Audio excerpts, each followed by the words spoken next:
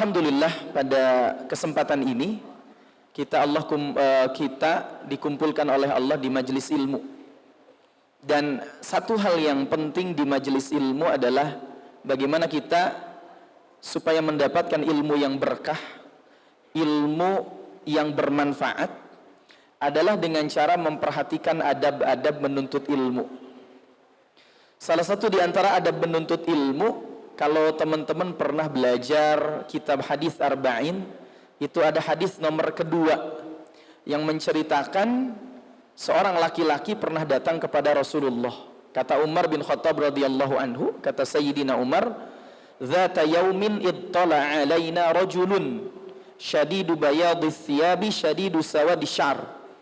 Satu ketika, kata Umar, ketika kami sedang berkumpul bersama Nabi, sedang ngaji lah sahabat sama Nabi, tiba-tiba datang seorang laki-laki syadidu bayadis thiyab, ya, yang pakaiannya sangat putih, bersih, syadidu sawadi syar, dan rambutnya hitam, la yura alaihi atharus safar wa la ya'rifuhu minna ahadun, serta tidak kelihatan bekas jejak kakinya dan tidak ada seorang pun yang mengenal orang ini.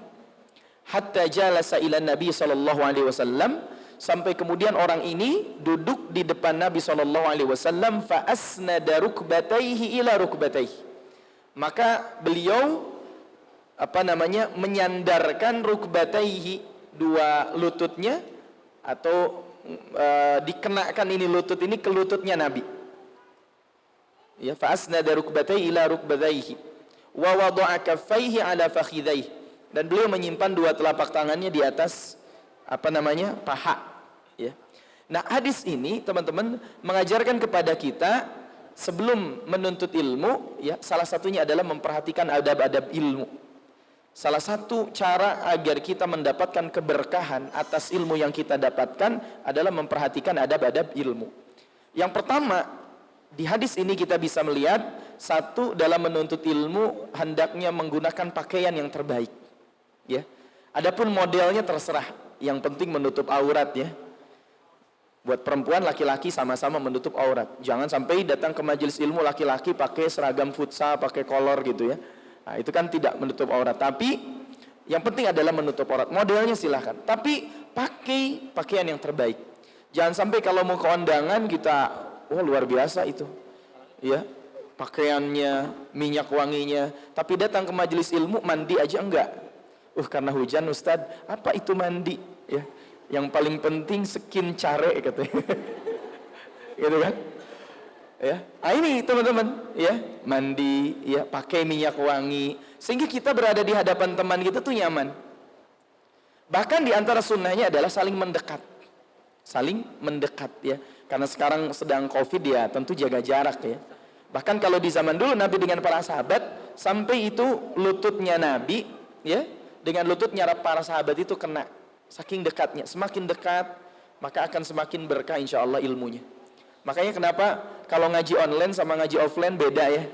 Kalau ngaji online, ya, kadang-kadang kita nggak fokus. Mungkin ada yang sambil nyuci, ada yang sambil main game gitu kan, ada yang sambil masak, akhirnya ngajinya nggak dapat apa-apa. Tapi kalau offline, karena ngaji itu bukan hanya transfer ilmu, ada yang jauh lebih penting dari itu teman-teman, apa? Transfer ruhiyah, transfer spirit, transfer semangat, ya.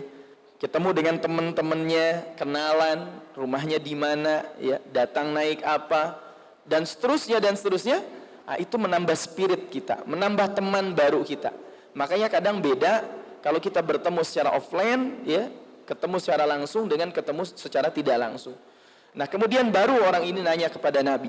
Setelah semuanya disiapkan, baru nanya kepada Nabi. Faqala ya Muhammad